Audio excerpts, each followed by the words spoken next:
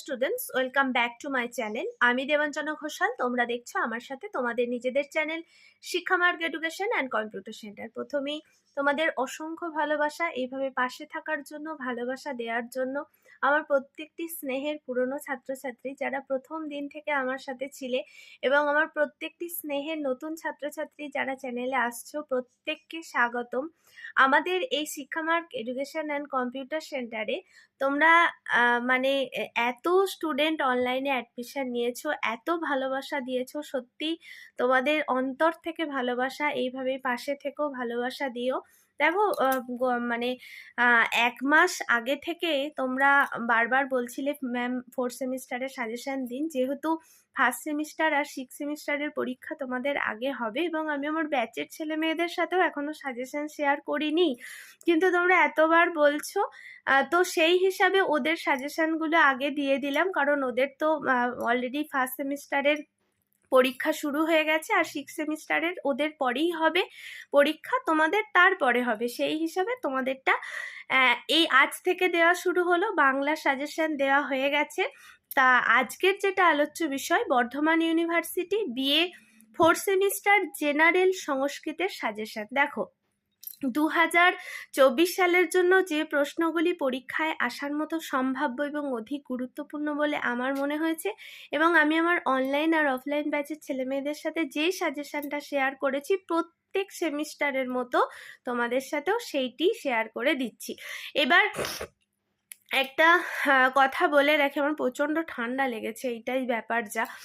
তো যাই হোক, একটা কথা তোমাদের আরেকটা বলে রাখি, যে এই তারপরেই তোমাদের অনেক ছেলে মেয়ে দেখি হোয়াটসঅ্যাপে মেসেজ করো যে ম্যাম এইটা সিসি 1D না 2D না GE4। দেখো, প্রত্যেকটাই লেখা থাকছে, প্রত্যেকটা সাজেশনের লিখে দেওয়া হয়। তাও যদি তোমরা বুঝতে না পারো, দেখো সিসি 1D হোক সিসি 2D হোক, তোমাদের সিলেবাসে এবারে কিন্তু ওই সংজ্ঞা আছে, মানে সাধারণ ব্যাকরণ, যেটা সংস্কৃতের সংজ্ঞা, প্রত্যয়, মত্তর্থীয় প্রত্যয়, নাম ধাতু, এই সমস্ত কিছু তোমাদের বর্ণনা করা আছে। তাই তোমাদেরকে একবার বলবো, তোমরা অ্যাডমিটটা তোমাদের দেখে নিও, তাহলে কি বলো তো, তোমরা বুঝতে তোমাদের সুবিধা হবে যে কোনটা তোমরা কিসে রেখেছো। দুটো তো মেন সাবজেক্ট তোমাদের রাখতে হবে, তো তোমরা কোনটা রেখেছো, L2 SEC এই দুটো বাদে তোমরা একটুখানি দেখে নিও, তাহলে আশা করছি তোমাদের আর কোনো অসুবিধা হবে না। যদি তোমাদের মনে হয় ভিডিওগুলো তোমাদের একটু উপকারে আসছে, তাহলে তোমরা চ্যানেলটাকে সাবস্ক্রাইব করে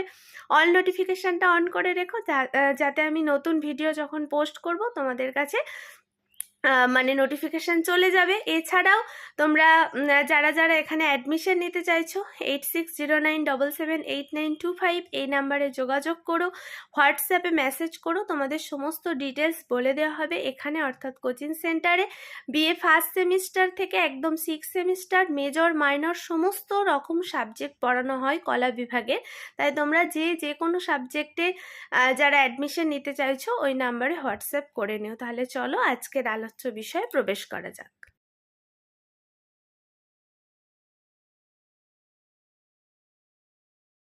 আচ্ছা, দাঁড়াও। আচ্ছা, দেখো, তো বিএ 4th সেমিস্টার সংস্কৃত জেনারেল পাস, তোমরা আমার প্রত্যেকটি স্নেহের পাশের ছেলে মেয়ে যারা তোমরা মেন পেপার হিসাবে সিসি 1Dতে সংস্কৃত রেখেছো বা সিসি 2Dতে সংস্কৃত রেখেছো, এবং আমার প্রত্যেকটি অনার্সের ছাত্রছাত্রী যারা GE4 হিসাবে সংস্কৃতকে রেখেছো, উভয়ের জন্য এই সাজেশান অধিক গুরুত্বপূর্ণ। সাজেশান 2023-24 বর্ধমান ইউনিভার্সিটি, এবং 5 ও 10 উভয়বিধ প্রশ্নের জন্যই কিন্তু এই সাজেশান প্রযোজ্য। আচ্ছা, প্রথম প্রশ্ন যেটা দেওয়া হয়েছে, দেখো, বর্তমানকালে ত প্রত্যয়ের ব্যাখ্যা দাও। 2 নম্বরের প্রশ্ন, কি কি অর্থে ইয়ং প্রত্যয় হয় তার ব্যাখ্যা করো। একদমই তোমাদের পুরো টপিকটাই আর কি আছে সাধারণ ব্যাকরণ, তার সাথে বোধানুশীলন আছে। দেখো, বোধানুশীলনের তো একটা কথা জাস্ট বলে নিচ্ছি, বোধানুশীলনের তো কোনো সাজেশন হয় না, আমরা তো ছোট থেকে অনেক আনসিন করে এসেছি একদম। তাই ইংলিশে যেমন আনসিন করে এসছো, ওই রকমভাবেই সংস্কৃতের একটা প্যারাগ্রাফ তুলে দেবে, সেখান থেকেই 3টে কি 4টে প্রশ্ন আসবে, তোমাদের করতে হবে। ওটা খুবই সোজা, তোমরা একটু 4-5টা প্র্যাকটিস করে যেও, এমনি তোমরা পারবে। আচ্ছা, 3 নম্বরের প্রশ্ন যেটা দেওয়া হয়েছে, তদ্ধিত প্রত্যয় কাকে বলে? কোন কোন অর্থে তদ্ধিত প্রত্যয় হয় উদাহরণ সহ আলোচনা করো। 4 নম্বরের প্রশ্ন, অপতার্থক প্রত্যয়ের সূত্র সহ ব্যাখ্যা দাও বা দৃষ্টান্ত সহ ব্যাখ্যা দাও, দিতে পারে। 5 নম্বরের প্রশ্ন, ত্বাচ ও লপ প্রত্যয়ের পার্থক্য আলোচনা করো। খুবই গুরুত্বপূর্ণ প্রশ্ন। 6 নম্বরের প্রশ্ন, আত্মনেপদ বিধান বলতে কি বোঝো? উদাহরণ সহ ব্যাখ্যা দাও। 7 নম্বরের প্রশ্ন, কৃত্য প্রত্যয় কাকে বলে? 10টি উদাহরণ সহ কৃত্য প্রত্যয়ের সূত্র ব্যাখ্যা দাও। আচ্ছা, 8 নম্বরের প্রশ্ন, সংস্কৃত উপসর্গের ব্যবহারগুলি লেখো। 9 নম্বরের প্রশ্ন, প্রাতিপদিক কাকে বলে? প্রাতিপদিকের সম্বন্ধে যা জানো লেখো। বা এখানে এই যে রাম, শ্রী, এইরকম ভাবেও কিন্তু উদাহরণ দিয়ে বলতে পারে এইগুলো কিসের উদাহরণ।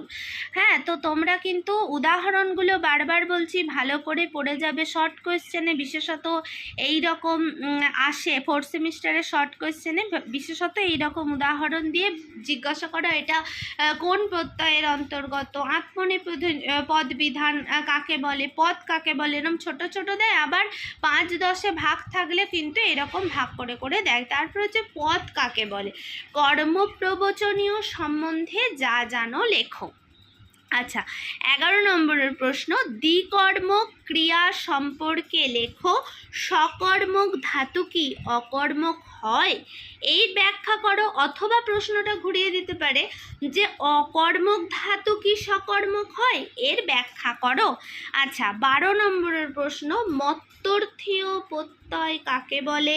সূত্র উদাহরণ সহ 5টি মত্তর্থীয় প্রত্যয় সম্পর্কে লেখো।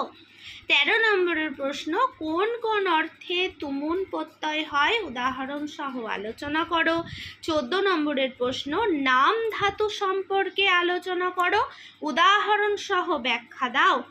15 নম্বরের প্রশ্ন, অভাব, সাদৃশ্য এবং লিখেছি বোধহয়, অভাব, সাদৃশ্য প্রভৃতি অর্থে কিসের প্রয়োগ করা হয় তা উদাহরণ সহ ব্যাখ্যা করো। আচ্ছা, 16 নম্বরের প্রশ্ন, প্রত্যয় কাকে বলে? প্রত্যয় কয় প্রকার ও কি কি?